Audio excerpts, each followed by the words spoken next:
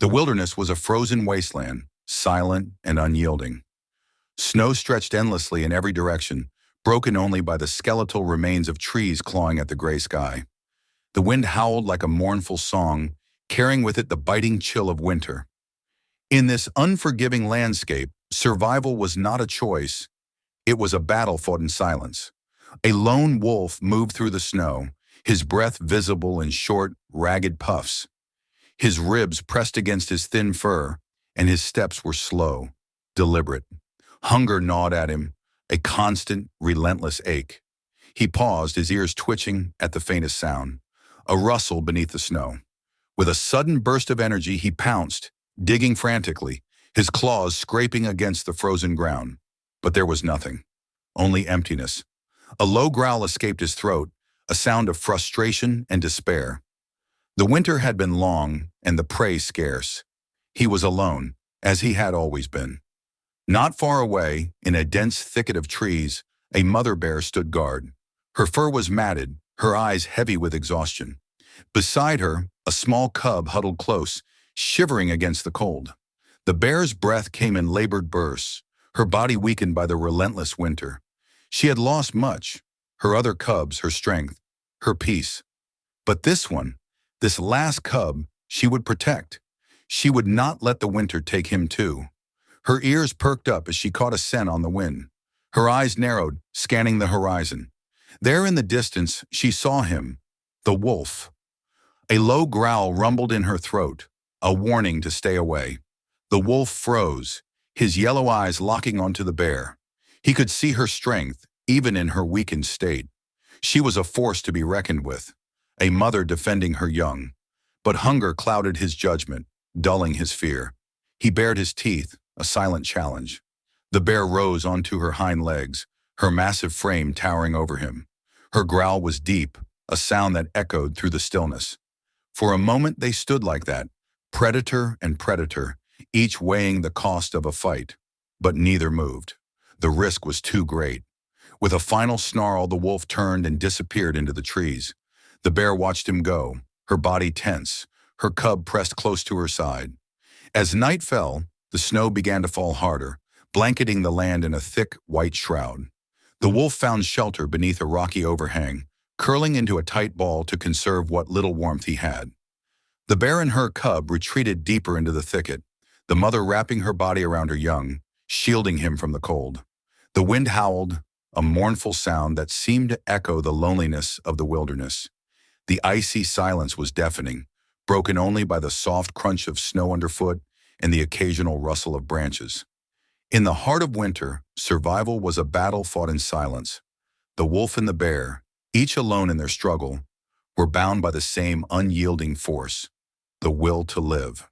But the wilderness was unforgiving, and the coming days would test them in ways they could not yet imagine. Dawn broke, pale and cold, over the frozen valley. The wolf stirred, his ears twitching at the sound of cawing crows. He followed the noise, his movements slow and deliberate. The crows were gathered around something, a half-frozen carcass, partially buried in the snow. A deer, its body stiff and lifeless. The wolf's eyes gleamed with hunger as he approached, his steps cautious. But he was not alone. The mother bear emerged from the trees, drawn by the scent of blood. Her eyes locked onto the carcass, then onto the wolf. A low growl escaped her throat, a warning to stay back. The wolf bared his teeth, his own growl a mix of desperation and defiance. They circled each other, their eyes never leaving the prize. The tension was palpable, the air thick with the promise of violence. Both were desperate, both dangerous. But before they could clash, a new sound shattered the silence. Gunfire, distant but unmistakable. The wolf and the bear froze, their instincts screaming at them to flee. The wolf turned and vanished into the trees, his movements swift and silent. The bear scooped up her cub and lumbered away, her breath coming in ragged gasps. The carcass was forgotten, left to the crows in the cold. The poachers were here, and the valley was no longer a place of refuge. It was a hunting ground, and the wolf and the bear were now the hunted. The poachers moved through the valley like shadows, their presence a blight on the frozen landscape. They were armed and ruthless, their eyes sharp for any sign of movement. Tracks in the snow, broken branches, the faintest rustle. Nothing escaped their notice. The wolf kept to the shadows, his instincts sharpened by the scent of danger. He moved silently, his body low to the ground, his ears alert for the slightest sound. The mother bear, burdened by her cub, struggled to keep ahead of the threat. The snow was deep, and her strength was waning. She paused, her breath coming in ragged gasps, and looked down at her cub. His small body trembled against hers, his eyes wide with fear. She nuzzled him gently, a silent promise that she would protect him, no matter the cost. But the poachers were relentless. They set traps throughout the valley, hidden beneath the snow, their metal jaws waiting to snap shut on unsuspecting prey. The wolf narrowly avoided one, his sharp eyes catching the glint of metal just in time. He froze, his heart pounding, and carefully stepped around it. But the bear was not so lucky. As she moved through the snow, her massive weight triggered a hidden snare. The trap sprang shut, its teeth sinking into her leg. She roared in pain, the sound echoing through the valley. The wolf heard it and hesitated. He knew the bear was his rival, his enemy, but he also knew the sound of desperation, of suffering. He turned and crept closer, his instincts warring within him. The bear thrashed against the trap, her roars growing weaker. Her cub whimpered beside her, helpless and afraid. The wolf watched from a distance, his yellow eyes unreadable. For a moment, the valley was silent, save for the bear's labored breaths. Then slowly, the wolf stepped forward. The wolf approached the trapped bear cautiously, his movements slow and deliberate. The bear's eyes locked onto him, filled with pain and defiance. She growled, a warning to stay back, but the sound was weak, strained. The wolf paused, his instincts torn between self-preservation and an unspoken understanding. He could leave her there, let the poachers find her. But something held him back. Perhaps it was the sight of the cub, trembling and helpless beside its mother. Or perhaps it was the memory of his own loneliness, his own struggle to survive. Whatever the reason, the wolf began to dig. His paws scraped at the snow and ice around the trap, his breath visible in the freezing air. The bear watched him, her growls fading into silence. She didn't understand, but she didn't attack. Slowly the trap loosened, and with one final effort, the wolf freed her. The bear rose unsteadily, her injured leg trembling beneath her weight. She looked at the wolf, her eyes filled with something that wasn't quite gratitude, but wasn't hostility either. It was an acknowledgement, a silent truce. The wolf stepped back, his body tense, ready to flee if she turned on him. But she didn't. Instead, she turned to her cub, nuzzling him gently before limping away into the trees. The wolf watched them go, his breath steaming in the cold air. He didn't follow, but for the first time, he didn't feel entirely alone. The days that followed were marked by an uneasy alliance.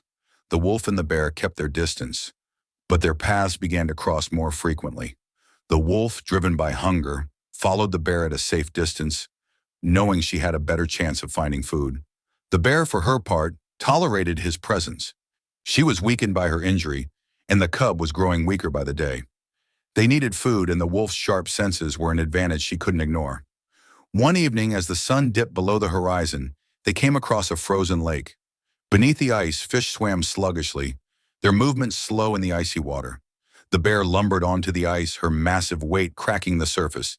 She slammed her paw down, breaking through the ice and sending water spraying into the air. The wolf watched from the shore, his eyes sharp. He didn't approach, but he didn't leave either. The bear caught a fish, tossing it onto the ice before turning to her cub. The wolf's stomach growled, but he stayed back, his instincts warring with his hunger. The bear paused, then pushed one of the fish toward him with her paw. It was a small gesture, but it spoke volumes. The wolf hesitated, then stepped forward, grabbing the fish and retreating to the shadows. They didn't share the meal together, but they shared the understanding that survival was easier when they weren't enemies. The poachers were growing bolder. Their traps were everywhere, and their gunfire echoed through the valley with increasing frequency. The wolf and the bear knew they couldn't stay in one place for long. The bear's cub was growing weaker, his small body struggling against the cold. The wolf, though stronger now, was still haunted by the constant threat of the poachers. One morning, as they moved through the forest, the wolf caught a scent on the wind. Smoke. He froze, his ears twitching. The bear noticed his hesitation and stopped, her eyes narrowing. Together they crept closer, their movements silent and deliberate.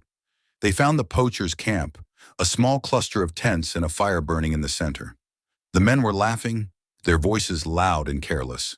The wolf's lips curled back in a silent snarl, his yellow eyes gleaming with hatred. The bear's growl was low and menacing, a sound that seemed to vibrate through the ground. They didn't attack. They were outnumbered and outmatched. But they watched, their instincts sharpening as they took in every detail. The poachers were the enemy, and the wolf and the bear knew they would have to face them eventually. But not yet. Not while the cub was still so vulnerable. They retreated into the shadows, their silent agreement stronger than ever. Together they would survive. Together they would fight. The days grew colder, and the snow fell heavier. The bear's cub, weakened by hunger and the relentless cold, wandered too far from his mother's side. His small paws stumbled through the snow, his breath coming in shallow puffs. He didn't see the snare hidden beneath the snow until it was too late. The trap snapped shut around his leg, and he let out a high-pitched cry of pain. The sound echoed through the forest, sharp and desperate. The wolf heard it first, his ears twitching as he turned toward the sound. He hesitated, his instincts warring within him. The cub was not his concern, but the cry came again, and this time, the bear heard it too. She roared, a sound of pure anguish, and charged toward the sound. The wolf followed, his movements swift and silent. They found the cub trapped, his small body trembling as he struggled against the snare. The bear roared again, her massive paws tearing at the trap. But it was too strong, too well made. The wolf stepped forward, his sharp teeth sinking into the metal. He pulled, his muscles straining, until the trap finally gave way. The cub whimpered, his leg bleeding but free. The bear nuzzled him gently, her growls soft and reassuring. The wolf stepped back, his breath steaming in the cold air. He didn't wait for acknowledgement. He simply disappeared into the trees, his presence a silent reminder that they were not alone. The poachers found them that night. They had followed the cub's cries, their guns loaded and their eyes gleaming with greed. The wolf and the bear stood together, their bodies tense and ready. The bear roared, a sound that shook the trees and sent snow cascading to the ground. The wolf bared his teeth, his growl low and menacing. The poachers hesitated, their confidence wavering. But they were armed and they were desperate. The first shot rang out and the battle began. The bear charged, her massive body crashing into the men with terrifying force. The wolf darted between them, his speed and agility making him a blur in the darkness. Together they fought with a ferocity born of desperation. The poachers were driven back, their shouts turning to cries of fear. When the last man fled into the night, the wolf and the bear stood together, their bodies battered but unbroken. The cub whimpered from the safety of the trees, his eyes wide with fear. The bear limped toward him, her growls soft and reassuring. The wolf watched them, his breath coming in ragged puffs. They had won, but the cost had been high. The valley was silent once more, the snow stained with blood. But the wolf and the bear were alive, and for now, that was enough. The storm came that night, a blizzard so fierce it seemed the world itself was being torn apart. The wolf and the bear took shelter in a cave, their bodies pressed together for warmth. The cub nestled between them, his small body trembling less now that he was safe. The wind howled outside, the sound echoing through the cave like a mournful song. The wolf's eyes gleamed in the darkness, his breath steady and calm. The bear's growls were soft, almost like a lullaby. For the first time in what felt like an eternity, they rested without fear. The storm raged on, sealing the entrance with snow and ice.